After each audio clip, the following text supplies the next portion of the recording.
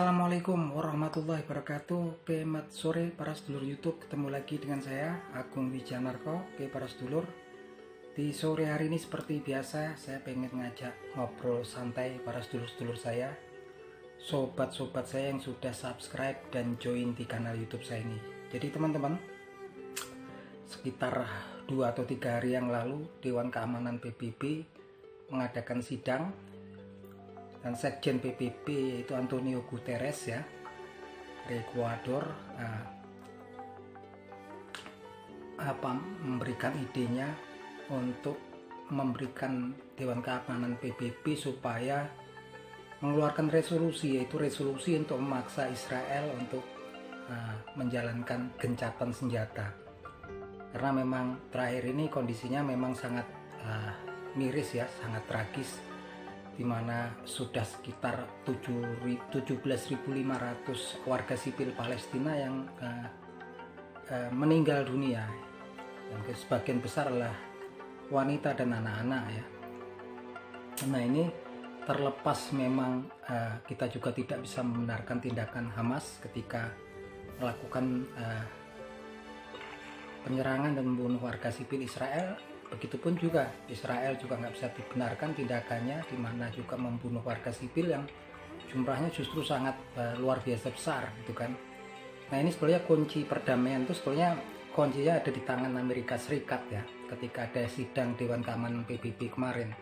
Karena kalau dari 15 negara anggota Dewan Keamanan PBB ketika akan mengadakan voting untuk mengeluarkan resolusi untuk memaksa Israel untuk melakukan gencatan senjata, dari 15 anggota Dewan Keamanan PBB itu 13 setuju ya. Hanya satu yang abstain, yaitu Inggris, dengan alasan bahwasanya anggota Dewan Keamanan PBB itu tidak mengutuk daripada pembunuhan warga sipil Israel oleh Hamas. Dan satu yang parah adalah kemudian Amerika Serikat mengeluarkan hak vetonya ya, kartu trufnya yaitu hak veto. Seperti yang kita tahu, Dewan Keamanan PBB itu anggotanya 15 dan ada 5 yang memiliki hak veto, yaitu Rusia, Amerika Serikat, Republik Rakyat Cina atau RRC, Inggris dan Prancis. Dimana aturannya kalau resolusi sudah hampir disetujui hampir semua pun, kalau anggota Dewan Keamanan PBB itu 15, 14 menyetujui, satu menggunakan hak vetonya dari 5 negara yang memiliki hak veto, tentunya keputusan tersebut batal ya. Nah ini tampaknya Amerika Serikat sangat yakin bahwasannya sekutunya di Timur Tengah yaitu Israel dapat dengan mudah untuk mengeradicate ya, untuk membasmi Hamas. Artinya karena memang musuh sejatinya di sini yang selalu mengganggu Israel dianggap pengganggu adalah Hamas. Dan di sini Amerika Serikat sepertinya beranggapan bahwasanya kalau kemudian diadakan gencatan senjata justru akan membuat Hamas untuk menyusun ulang kekuatannya lagi.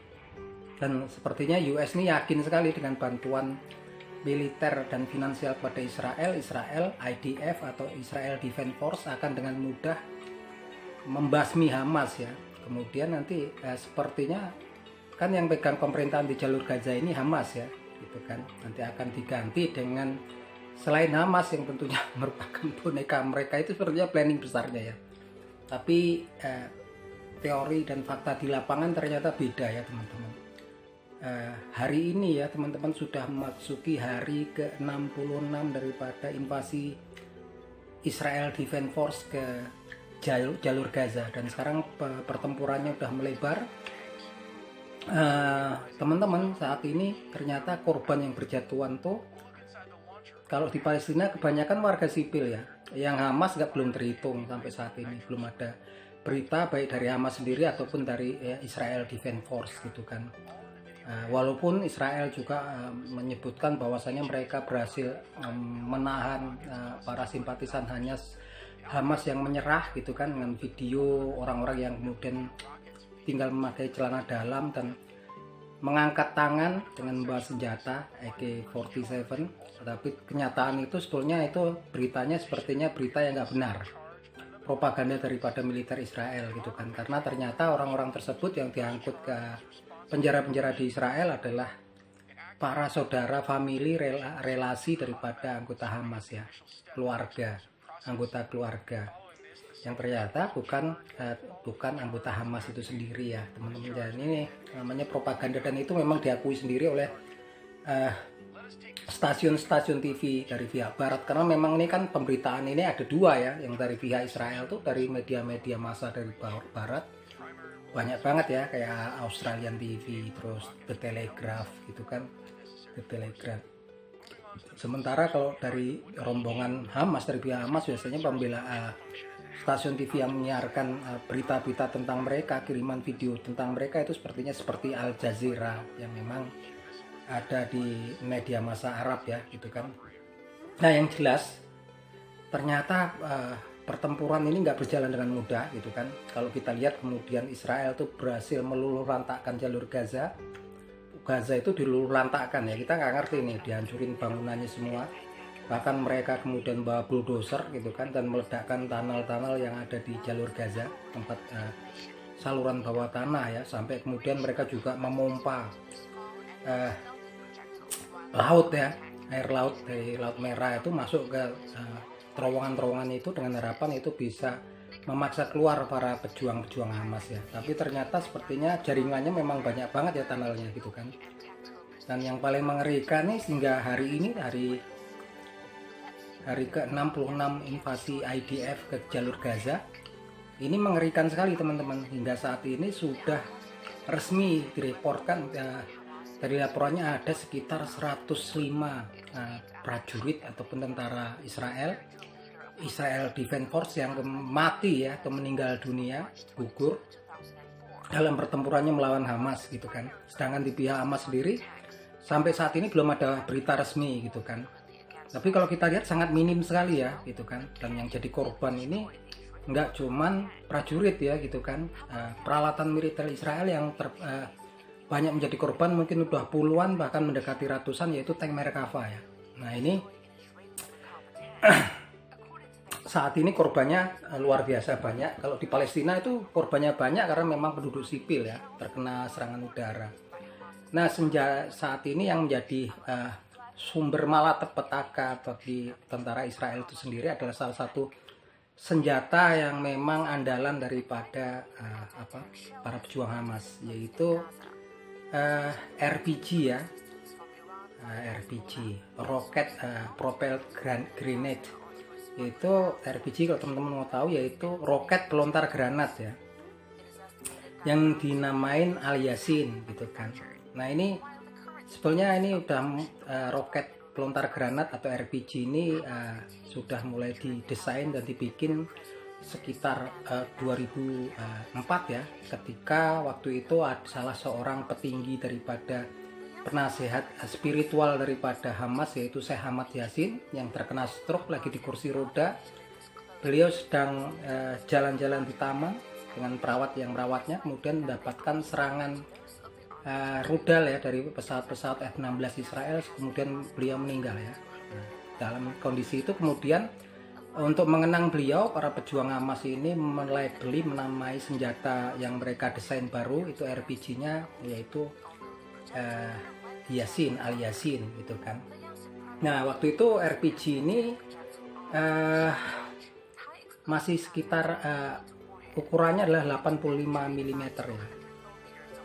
Nah saat ini sudah dimodifikasi oleh pihak para pejuang Hamas itu 105 mm gitu kan, dan ditengarai saat ini juga menggunakan F7, yaitu roket F7 yang memang ditengarai roketnya ini. Kalau dulu kan ini peluncur granat, tapi sekarang di kepalanya itu roket F7 yang ditengarai oleh sejumlah pihak barat, yaitu Amerika dan sekutunya, bahwasanya roket tersebut, roket F7 F7 ini diproduksi oleh Korea Utara, yang memang menurut laporan intelijen Amerika Serikat, Korea Utara ini sudah sejak lama mereka mensupport ya para pejuang Hamas dan juga beberapa negara yang memang rivalnya Amerika.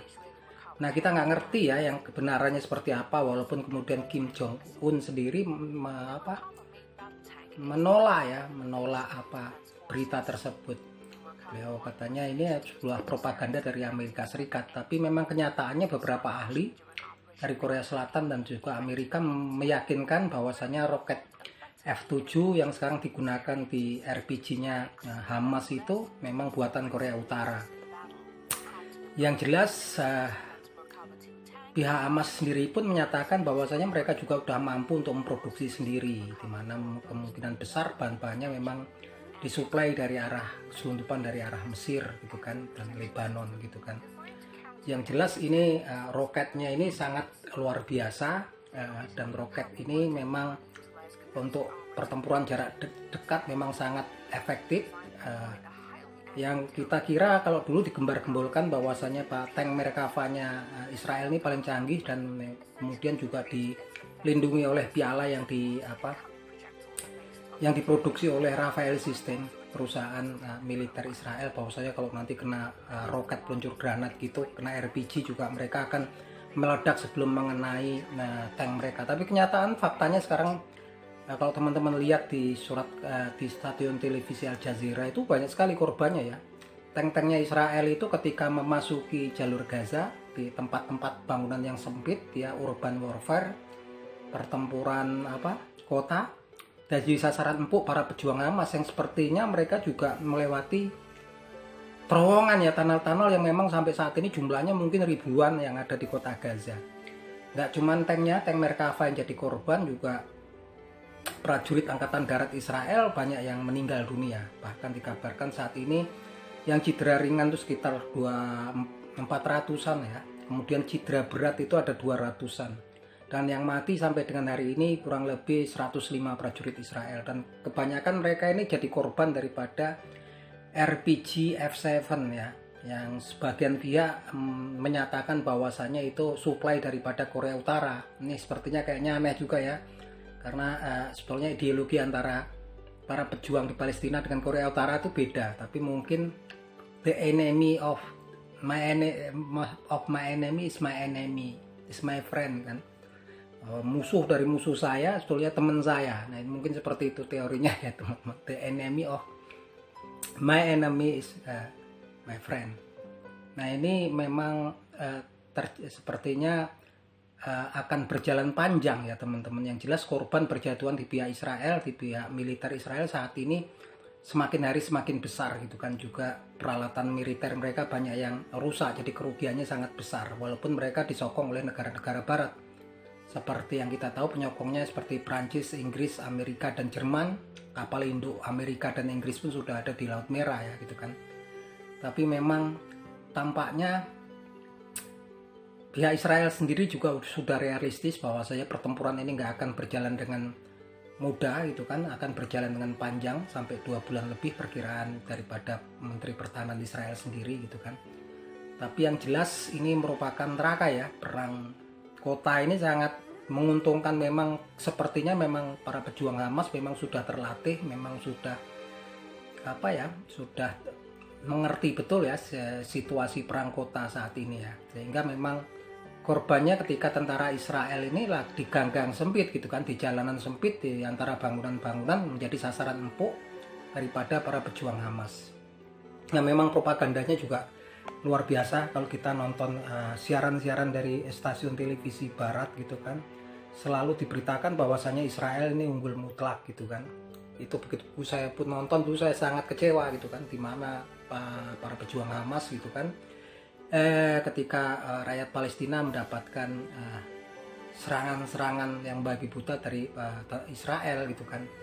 Yang mana ketika saya lihat juga pemberitaan yang seimbang, saya lihat dari stasiun-stasiun televisi yang ada di Timur Tengah, pejuang Hamas juga merekam ya aktivitas mereka pertempuran di battlefield, pertempuran mereka di medan laga dengan tentara Israel, dan memang korbannya sangat banyak sekali dari tentara IDF itu sendiri. Artinya memang ini perjuangan panjang ya, karena dibutuhkan juga stok amunisi yang besar ketika mau menjalankan pertempuran ini.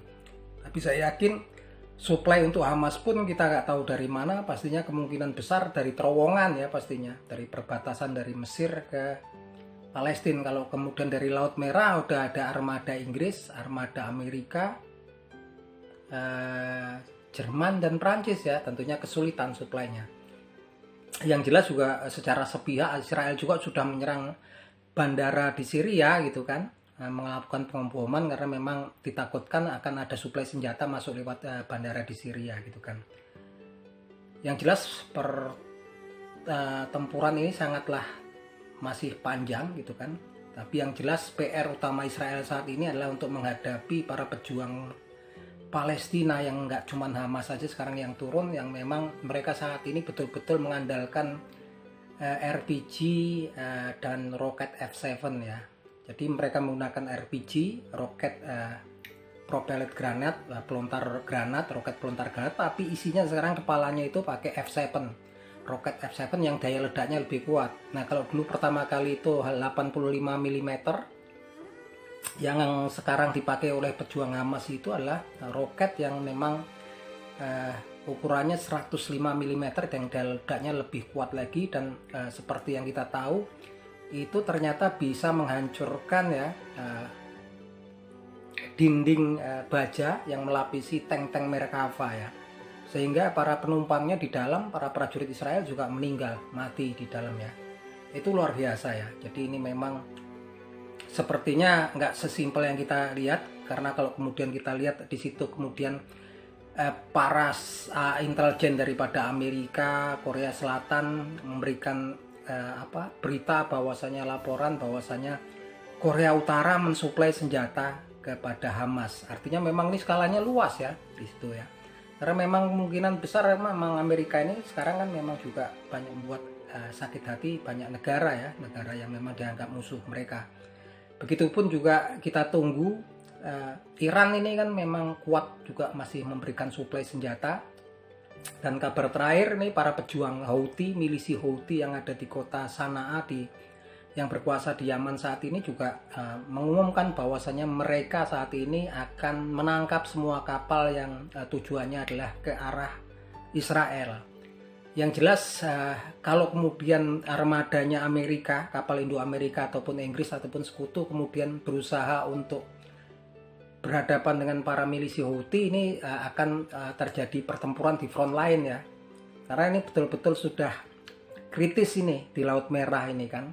Dan kalau memang suplainya diputus oleh para milisi Houthi, ini repot ya untuk Israel. Tapi yang jelas kalau kemudian saat ini Amerika kayaknya belum ngeladenin. Mereka hanya kemudian mengintercept rudal-rudal yang drone yang dikirim oleh para milisi Houthi ke arah Israel, diintercept oleh kapal Indo-Amerika. Tapi di bagian tenggara juga saat ini sudah mulai memanas, yaitu pejuang Hezbollah juga sudah menyerang barak-barak militer Israel yang kemudian di perbatasan dengan Lebanon, yang kemudian dibalas oleh angkatan bersenjata, angkatan udara Israel dengan pengeboman di wilayah Lebanon, perbatasan Lebanon. Tentunya tensinya sudah meningkat ya teman-teman. Di situ banyak pihak. Yang jelas nggak akan mudah ini ya, nggak sesimpel yang kita lihat. Tentunya kita berharap yang kasihan ini kan memang para penduduk sipil ya teman-teman, penduduk sipil yang korbannya sampai saat ini hingga 17.500 gitu kan. Saya pun sampai dengan saat ini juga nggak begitu ngerti kenapa Amerika Serikat sampai kemudian mengeluarkan hak vetonya gitu kan. Yang artinya negara yang kita anggap sebagai negara demokratis, negara yang katanya demokratis, negaranya bapaknya demokrasi di dunia, ini menggunakan hak vetonya. Artinya mereka ini membiarkan terjadi tambah korban warga sipil, karena Israel ini kemudian membabi buta pakai angkatan udara yang sampai saat ini juga susah ya mengantisipasinya. Kalau di darat mereka habis tuh. Faktanya sampai dengan saat ini udah banyak ya. Sementara kalau yang Hamas sendiri kan pemberitaan yang sampai meninggal tuh berapa jumlahnya nggak ada ya teman-teman. Nah yang jelas dunia saat ini juga lagi bermasalah, nggak baik-baik aja tentunya, karena krisis ekonomi global sedang melanda dunia. Dan kayaknya kalau ini krisisnya melebar, kalau kita lihat kemudian Korea Utara itu sebagai salah satu pensuplai daripada persenjataannya kelompok Hamas gitu kan, dan Hezbollah serta Syria, tentunya memang ini konfliknya akan konstelasinya melebar ya. Dan tampaknya Israel juga nggak sembarangan ya, nggak cuma ngejar Hamas ya doang kalau kita lihat, karena memang kemudian mereka juga membawa bulldozer gitu kan, kemudian membuldoser bangunan-bangunan yang ada di jalur Gaza. Kita nggak ngerti apakah kemudian akan dijadikan jalur pendudukan mereka, kita nggak ngerti. Tapi ini memang awal, dan memang kita saya yakin juga kalau panjang pastinya akan memperburuk perekonomian dunia global. Tentunya kita yang ada di Indonesia saat ini memang lebih berhati-hati lah gitu kan. Apalagi tempat kita nanti akan ada pemilu, kita doakan pemilunya juga nanti aman, damai gitu kan. Kalau enggak, waduh repot ini. Karena usaha pastinya ini perekonomian pasti tambah memburuk ya teman-teman. Agar banyak simpenan ya, dan untuk mengantisipasi memang perekonomian dunia yang kalau kita lihat kemungkinan kalau perangnya melebar juga akan memburuk, karena kemungkinan besar juga Syria juga di sini juga lambat laun juga pasti akan terlibat ya gitu kan Syria. Yang jelas Syria ini merupakan sekutu dekat daripada Rusia. Hingga saat ini juga pasukan Rusia itu masih banyak di Syria, dan mereka juga punya angkatan bersenjata, angkatan udara. Artinya kalau Syria kemudian bergabung dalam pertempuran ini juga akan seru ya teman-teman. Yang jelas kita selalu doakan warga Palestina, kalaupun kemudian yang diburu adalah Hamas itu adalah 5-10% daripada populasi Palestina. Artinya nggak adil kalau kemudian yang mendapat hukuman daripada apa yang sudah dilakukan Hamas, terlepas itu benar ataupun salah. Kalau menurut saya pun kalau bunuh warga sipil juga nggak bisa kita benarkan gitu kan. Yang jelas pembantaian terhadap warga sipil Palestina juga nggak bisa dibenarkan gitu kan. Oke, itu teman-teman bahasan kita tentang kondisi perang di Israel, di jalur Gaza saat ini antara Israel dan Hamas. Oke gitu teman-teman, salam seduluran dari saya Agung Wijanarko dari Yogyakarta. Matur nuwun.